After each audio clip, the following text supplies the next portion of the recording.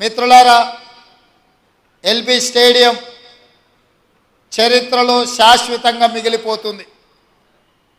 ఈ LB stadium 2004లో ఆనాడు కాంగ్రెస్ ప్రభుత్వం ఏర్పాటు చేసి రైతులకు ఉచిత కరెంటు, రైతుల మీద ఉన్న అక్రమ కేసులు, రైతుల విద్యుత్తు బకాయిలను రద్దు చేస్తూ మొదటి సంతకం పెట్టి మన ప్రాంతంలో రైతును రాజును చేసిన చరిత్రకు పునాదులు పడ్డది ఈ ఎల్బీ స్టేడియంలోనే. మళ్ళీ 2023 డిసెంబర్ 7 తారీఖు నాడు శ్రీ మల్లికార్జున్ ఖర్గే గారు, శ్రీమతి సోనియా గాంధీ గారు, శ్రీ రాహుల్ గాంధీ గారు, శ్రీమతి ప్రియాంక గాంధీ గారి సమక్షంలో వేలాది మంది తెలంగాణ బిడ్డలు ఇదే ఎల్బీ స్టేడియంలోకి వచ్చి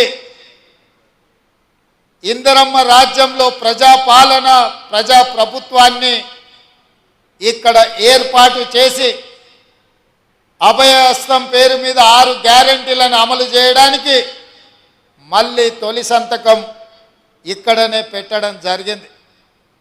ఈ ఎల్బీ స్టేడియానికి ఉన్న చరిత్ర ఇదే కాకుండా 3 నెలలలోనే 30,000 ఉద్యోగాల నియామక పత్రాలు ఈ వేదిక మీద నుంచే లక్షలాది మంది నిరుద్యోగ యువకుల యొక్క ఆకాంక్షలు తీర్చడానికి ఈ వేదిక మీద నుంచే సంతకం పెట్టి నియామక పత్రాలు ఇవ్వడం జరిగింది.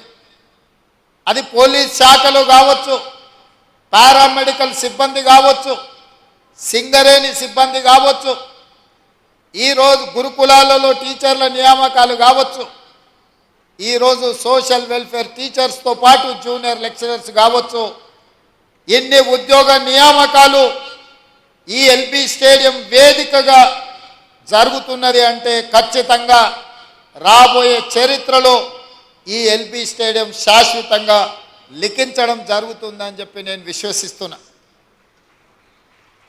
మిత్రులారా, ఆనాడు తెలంగాణ రాష్ట్ర సాధనలో మీరు ముందుండి పోరాడి మీలో కొంతమంది యువకులు ఆత్మ బలిదానాలు చేసుకొని అమరులై ఈరోజు తెలంగాణ రాష్ట్రాన్ని సాధించింది.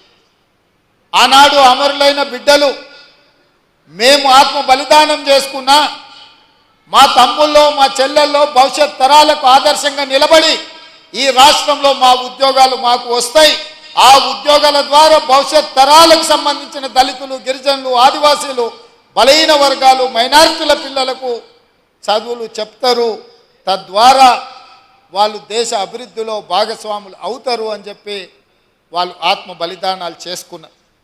ఆ ఆత్మ బలిదానాల స్ఫూర్తితో ఏర్పడ్డ తెలంగాణ రాష్ట్రం ఆనాటి ప్రభుత్వం ఆ స్ఫూర్తితో పనిచేయాల్సింది వదిలేసి కుటుంబం యొక్క సంక్షేమం కోసం, కుటుంబంలో ఉన్న వ్యక్తుల పదవుల కోసం, వాళ్ళ యొక్క లాభార్జన, వాళ్ళ యొక్క ధనదాహం తీర్చుకోవడానికి గత 10 సంవత్సరాలు వాళ్ళు అదే పనిలో మునిగి తేలిరు. ఫామ్ హౌస్ మత్తులో వాళ్ళు ఉండి లక్షలాది నిరుద్యోగ యువకుల యొక్క ఆకాంక్షలు నెరవేర్చడంలో వాళ్ళు వైఫల్యం చెందిన. మీరందరూ దిల్సుఖ్ నగర్ సెంటర్లోనో, అశోక్ నగర్ చౌరస్తాలోనో, అమీర్పేట జంక్షన్లోనో గ్రామాల నుంచి పేద తల్లిదండ్రులు రూపాయి కూడబెట్టి ఉపాధి హామీ కూలికి పోయి సంపాదించి మీకు పంపిస్తే కోచింగ్ సెంటర్ల చుట్టూ తిరుగుతూ దిల్సుఖ్ నగర్లోనో రకరకాల ప్రాంతాలలో మీరు కష్టపడి చదువుకున్నారు. నోటిఫికేషన్ ఎప్పుడు ఇస్తారో తెలీదు, పరీక్షలు నిర్వహిస్తే ప్రశ్నాపత్రాలు ఏ జిరాక్స్ సెంటర్లో తేలుతాయో తెలీదు, ప్రశ్నాపత్రాలను ఎవరు దిద్దుతారో దిద్దే వాళ్ళ మీద నమ్మకం లేదు, ఫలితాలు ప్రకటించే వాళ్ళ మీద విశ్వాసం లేదు. ఈ రకంగా అపనమ్మకంతో అసలు ఎప్పుడు ఏం జరుగుతుందో తెలియని పరిస్థితుల్లో మీరందరూ కష్టపడి కొట్లాడి ఇక మా ఉద్యోగాల గురించి అడగడం కాదు, అధికారంలో ఉన్న కేసీఆర్, కేటీఆర్ ఉద్యోగాలు ఊడగొడితేనే మీ ఉద్యోగాలు వస్తాయన్న ఆలోచనతోటి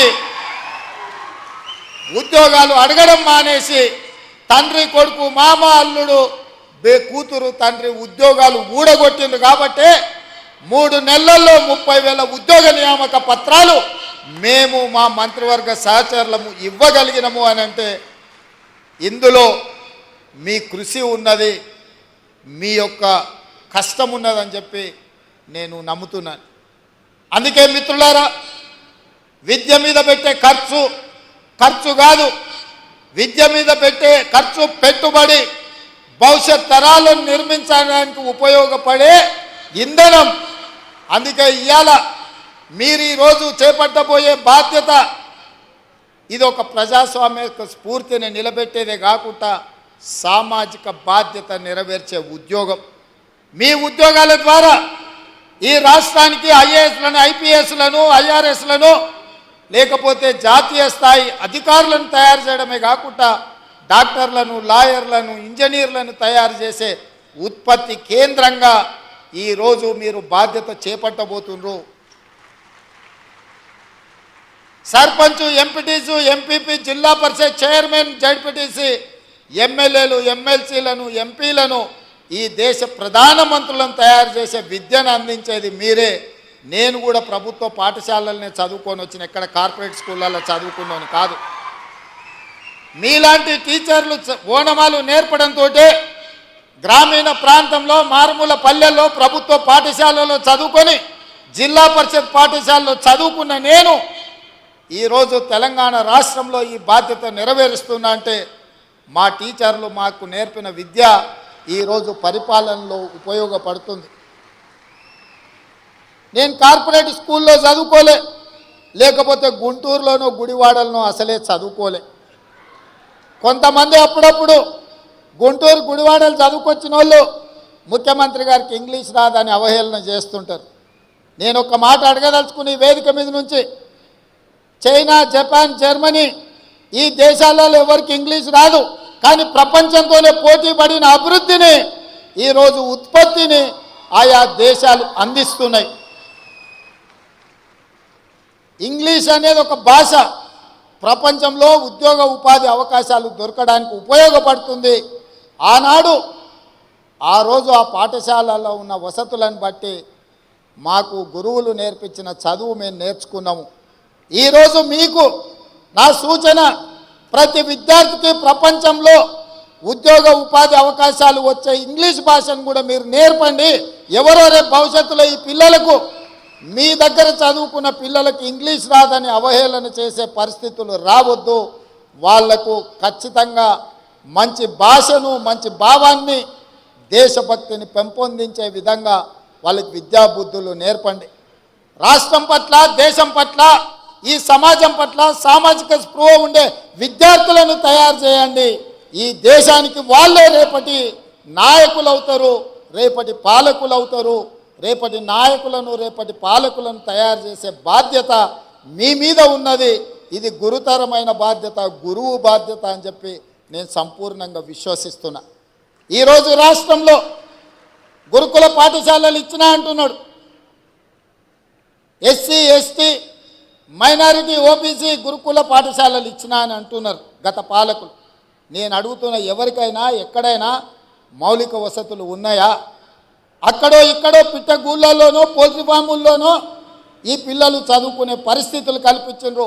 అందుకే ఒక మోడల్ రెసిడెన్షియల్ విధానాన్ని తీసుకురావాలని మొట్టమొదటి ప్రయోగంగా కొడంగల్ శాసనసభ నియోజకవర్గంలో దాదాపుగా 25 ఎకరాలలో 150 కోట్లతోని SC, ST, minority and OBC residential schools అన్నిటినీ ఒకే క్యాంపస్లో ఒక యూనివర్సిటీ మోడల్లో నిర్మిస్తున్నాం. ఎకరాలలో మైదానాన్ని తయారు చేసి క్రీడా ప్రాంగణాన్ని అందించడం ద్వారా మానసికంగా, శారీరకంగా ఆ విద్యార్థులు రాటుదేలాలి, ఈ సమాజానికి ఉపయోగపడాలి అన్న ఆలోచన మేము చేస్తున్నాం. అందుకే ఈ రాష్ట్రంలో 119 శాసనసభ నియోజకవర్గాలలో ఎక్కడ అవకాశం ఉన్నా ఈ నమూనాతో ఒక క్యాంపస్ను క్రియేట్ చేయాలి, పేద విద్యార్థులకు విద్యను అందించాలన్న ఆలోచన మా రాష్ట్ర ప్రభుత్వం చేస్తున్నది. ఇదే కాదు, ఆనాడు ప్రతి కిలోమీటర్కు సింగిల్ టీచర్ పాఠశాల, ప్రతి 3 కిలోమీటర్లకు ప్రాథమిక పాఠశాల, ప్రతి 5 కిలోమీటర్లకు ప్రాథమికోన్నత పాఠశాల, ప్రతి 10 కిలోమీటర్లకు ఒక హై స్కూల్, ప్రతి మండలంలో జూనియర్ కాలేజు, ప్రతి నియోజకవర్గంలో డిగ్రీ కాలేజు, ప్రతి రెవెన్యూ డివిజన్లో ఇంజనీరింగ్ కాలేజ్, ప్రతి జిల్లాలో మెడికల్ కాలేజ్ అండ్ యూనివర్సిటీలను ఇవ్వాలన్న విద్యా విధానంతో ఆనాడు కాంగ్రెస్ పార్టీ 2004 నుంచి 2014 వరకు పేదలకు విద్యను అందించే ప్రయత్నం చేసింది. ఈ గత 10 సంవత్సరాలలో గత ప్రభుత్వం ఒక్క డిఎస్సి నోటిఫికేషన్ ఇస్తే 2004 నుంచి 2014 వరకు 4 డిఎస్సి నోటిఫికేషన్లు ఇచ్చి 1,00,000 మంది టీచర్ల నియామకాలు చేపట్టి పేద విద్యార్థులకు విద్యను అందుబాటులోకి తీసుకొచ్చింది. మరి గత ప్రభుత్వం దాదాపుగా సింగిల్ టీచర్ పాఠశాలలు రేషనలైజేషన్ పేరు మీద ఈరోజు 6,000 పైచిలకు పాఠశాలలను మూతవేసి పేదలకు, దళితులకు, గిరిజనులకు, వెనుకబడిన ప్రాంతాల యొక్క పేదల పిల్లలకు విద్య అందకుండా విద్యకు దూరం చేసి బర్రెలను కాసుకునే వాళ్ళు బర్రెల్నే కాసుకోవాలి, గొర్రెల్ని పెంచుకునేవాడు గొర్రెల్నే కాసుకోవాలి, చేపలు పట్టుకునేటోడు చేపలే పట్టుకోవాలి, చెప్పులు కుట్టుకునేటోడు చెప్పులే కుట్టుకోవాలనే పథకాలు తీసుకొచ్చే ప్రయత్నం చేసింది. నేను అడుగుతున్నా, ఇక్కడున్న ఉపాధ్యాయులను, భవిష్యత్ తరాలను తీర్చిదిద్దబోయే మిమ్మల్ని నేను అడుగుతున్నా, మన తాతలు ముత్తాతలు చెప్పులు కుట్టో, చేపలు పట్టో, గొర్రెలు పెంచుకోనో, బర్రెలను కాసుకోనో బతుకుతే మన మనమన్లు కూడా అదే వృత్తి చేపట్టాలనా? లేకపోతే వాళ్ళు చదువుకొని డాక్టర్లు, లాయర్లు, ఇంజనీర్లు, ఐఏఎస్లు, ఐపీఎస్లు కావాలన్నా? మీరు ఆలోచన చేయండి. ఈ ప్రభుత్వంలో వాళ్ళు భాగస్వాములు కావద్దా? ఇంకా వాళ్ళ జీవితాలు గొర్రెల బర్రెల చుట్టూతోనే తిరగాలనా అని నేను అడుగుతున్నా. గత ముఖ్యమంత్రి గారు పెంచుకున్న, వాళ్ళ మనవడు పెంచుకున్న పెంపుడు కుక్క చచ్చిపోతే డాక్టర్ మీద క్రిమినల్ కేసులు పెట్టి బంజారాహిల్స్ పోలీస్ స్టేషన్లో లోపలేపించారు. వాళ్ళ పెంపుడు కుక్కకు జ్వరం వస్తే డాక్టర్ చూడలేదని ఆ వెటర్నరీ డాక్టర్ల మీద కేసులు పెట్టారు. మరి వాళ్ళ ఉద్యోగాలు రాక వందలాది మంది విద్యార్థులు ఆత్మహత్యలు చేసుకుంటుంటే వాళ్ళను ఊరేయాలనా లేదా? మీరు ఒక్కసారి ఆలోచన చేయండి. మీరు పెంచుకున్న బొచ్చు కుక్కకున్న విలువ పేదోడి బిడ్డల ప్రాణాలకు లేదా అని చెప్పి మేము సభాముఖంగా నేను మీ ద్వారా ప్రశ్నించదలుచుకున్నా. ఆలోచన విధానం, పాటిస్తున్న విధానం ఫ్యూడల్ విధానంలో మార్పు రావాలి. పేదవాడికి విద్య చేరాలి. విద్య ఒక్కటే మన జీవితాలలో వెలుగు నింపుతుంది. చదువుకోవడం ద్వారా ఈ ప్రపంచానికే మనము ఏదైనా కావచ్చు, ఎక్కడికైనా చేరవచ్చు. దానికి మీరే బాధ్యత వహించాలి. మీరు ఖచ్చితంగా దిశగా ప్రయాణించాలి. మీరు ఈరోజు తీసుకునే నియామక పత్రం మీ జీతభత్యాల కోసం చేస్తున్నామని మీరు అనుకోకండి. ఈరోజు టీచర్ల వృత్తిని ఎన్నుకోవడం అంటే సామాజిక బాధ్యతను మీరు తీసుకుంటున్నట్టుగా, ఈ సామాజిక బాధ్యత ఈ సమాజాన్ని నిర్మించి వందలాది బిడ్డలు ఎవరైతే తెలంగాణ కోసం ఆత్మ బలిదానాలు చేసుకున్నారో వాళ్ళ ఆశయాలను మనం గుర్తు చేసుకోవాలి, స్మరించుకోవాలి. వాళ్ళు ఏ ఉద్దేశంతో, ఏ ఆలోచనతోని, ఏం ఆశించి త్యాగాలు చేసిండ్రో ఆ త్యాగాల పునాదుల మీద ఏర్పడ్డ ఈ తెలంగాణ రాష్ట్రం ఆ త్యాగాలను కొనసాగించాల్సిన బాధ్యత మన అందరి మీద ఉన్నది. ఇవాళ ఈ నియామక పత్రాలు మేము కష్టపడితే కాదు, మా అధికారులు అహర్నిశలు కష్టపడి కోర్టు కేసులను పరిష్కరించి చిక్కుములను అన్నిటిని విప్పి అహోరాత్రులు మా అధికారులు కష్టపడ్డారు. వాళ్ళందరినీ కూడా మీ చప్పట్ల ద్వారా ఒకసారి అభినందించండి.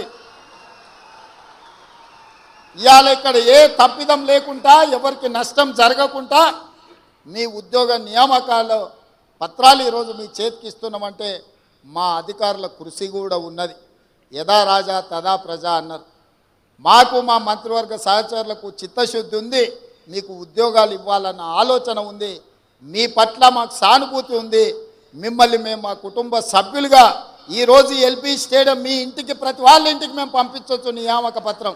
కానీ మీ కళ్ళల్లో ఆనందాన్ని ప్రత్యక్షంగా చూసే అవకాశం మాకు రాదు. మీ కళ్ళల్లో ఆనందం చూడాలి, మీ కుటుంబ సభ్యులు సంతోషపడాలి. రాష్ట్రంలో ఉన్న 4 కోట్ల మంది మీ సంతోషంలో భాగస్వాములను చేయడానికే ఈ ఎల్బీ స్టేడియంలో అందరి సమక్షంలో ఈ కార్యక్రమాన్ని చేపట్టినాం. ఇది నిరుద్యోగ యువకులకు స్ఫూర్తిని ఇవ్వాలి. ఆత్మహత్యలు చేసుకుంటున్న నిరుద్యోగ యువకులకు ఒక భరోసాని ఇవ్వాలి. మా ప్రభుత్వం వచ్చింది, మా ఉద్యోగాలు వస్తాయనే ఒక నమ్మకాన్ని కల్పించడానికి ఈ కార్యక్రమాన్ని మేము చేపట్టినాం. ఈ కార్యక్రమం ప్రచారం కోసం కాదు, ఈ కార్యక్రమం లక్షలాది మంది నిరుద్యోగ యువకులకు విశ్వాసాన్ని నమ్మకాన్ని కలిగించడానికి ఈ కార్యక్రమాన్ని మేము తీసుకున్నాము. మిత్రులారా, భవిష్యత్తులో కూడా తెలంగాణ పబ్లిక్ సర్వీస్ కమిషన్ కంప్లీట్గా ప్రక్షాళన చేసినాం. గ్రూప్ 1 నోటిఫికేషన్లు 563 ఖాళీల భర్తీల కోసం నోటిఫికేషన్ ఇచ్చినాం. దాదాపుగా మెగా డిఎస్సి నోటిఫికేషన్ ఇచ్చినాం. 11,604 ఉద్యోగ నియామకాలు, టీచర్లను కూడా నియామకాలు చేపట్టబోతున్నాం. అందుకే ఈరోజు రకరకాల వాళ్ళు రకరకాల మాటలు చెప్తుంటారు, కానీ జరుగుతున్న పరిణామాలను అంచనా వేసే శక్తి మీకు ఉన్నది. ఆలోచన చేయండి. ఈ ప్రభుత్వం మీకోసం ప్రయత్నం చేస్తుందా లేదా? ఈ ప్రభుత్వం పేదల యొక్క ఆలోచన పంచుకుంటుందా లేదా? ఈ ప్రభుత్వం పేదలను కలుస్తున్నదా లేదా? ఈ ప్రభుత్వంలో ప్రజాపాలన జరుగుతున్నదా లేదా? ప్రజల వద్దకే పరిపాలన తీసుకొచ్చినమా లేదా? గడీలలో బందీ అయిన ప్రభుత్వాన్ని గడీలు బద్దలు కొట్టి గ్రామాలకు తీసుకొచ్చినమా లేదా? ఈ 3 నెలల పరిపాలనను మీద అంచనా వేసుకొని రేపు భవిష్యత్తులో తీర్పు ఇవ్వమని నేను అడుగుతున్నా. రేపు జరగబోయే ఏ ఎన్నికలైనా మా పరిపాలన మీద, మా నిర్ణయాల మీద, మేము చేస్తున్న నియామకాల మీదనే మీరు తీర్పునివ్వండి. మీరు ఆలోచన చెయ్యండి. ఇక్కడ విన్నది గ్రామాలకు వెళ్ళి చర్చించండి. మేము చెబుతున్న మాట వాస్తవమా కాదా? ఇవాళ ప్రజలకు స్వేచ్ఛ వచ్చిందా లేదా? మీరు ఒక్కసారి ఆలోచన చేయండి. ఒకనాడు మంత్రులు ఎవరైనా మిమ్మల్ని కలిసేటోళ్ళ? ఎప్పుడైనా మీరు ముఖ్యమంత్రిని చూసిండ్రా? ఎప్పుడైనా ముఖ్యమంత్రి ఎవరైనా కలిసిండా? ఇవాళ పరిస్థితి ఉందా? మీరు ఎవరైనా రేవంత్ అన్న అంటే ఏందమ్మా అని వెనక్కి తిరిగి మాట్లాడుతున్నా కదా. మీ అభిమానంతోనే కదా ఇక్కడ ఉన్నది. ఈ అవకాశం మీరు ఇచ్చిందే కదా, మా తాతనో ముత్తాతనో ఇచ్చింది కాదు కదా, మా తాతలు ఇచ్చిన ఆస్తి కాదు కదా ఇది. అందుకే ఈరోజు మా ప్రభుత్వం, మా మంత్రివర్గ సహచరులు పేదలకు అండగా నిలబడాలన్న ఆలోచనతో నిరంతరం మేము పనిచేస్తున్నాము. ఇంకా చెయ్యాలన్న ఆలోచన మాకుంది. మీ ప్రోత్సాహం ఉండాలి, పెద్దల ఆశీర్వాదం ఉండాలి, మిత్రుల యువమిత్రుల సహకారం ఉండాలి. 35 సంవత్సరాలు రాబోయే కాలంలో ఈ దేశ సంపదను తీర్చిదిద్దే అవకాశం మీ చేతుల్లో ఉంది. ఒక మంచి సంపదను సృష్టించండి. ఇవాళ చాలా దగ్గరలో చూస్తున్నాం, యువత డ్రగ్స్ వైపు, గంజాయి వైపు, వ్యసనాల వైపు పోతున్నారు. విలువలతో కూడుకున్న జీవితాన్ని ఏ విధంగా ముందుకు తీసుకెళ్లాలో వాళ్ళకు విద్యాబుద్ధులతో పాటు సామాజిక బాధ్యతను కూడా నేర్పండి. ఈ మధ్య మా ప్రభుత్వం మీకు తెలుసు, దాదాపుగా డ్రగ్స్ అనే పదమే ఈ రాష్ట్రంలో వినిపించొద్దు.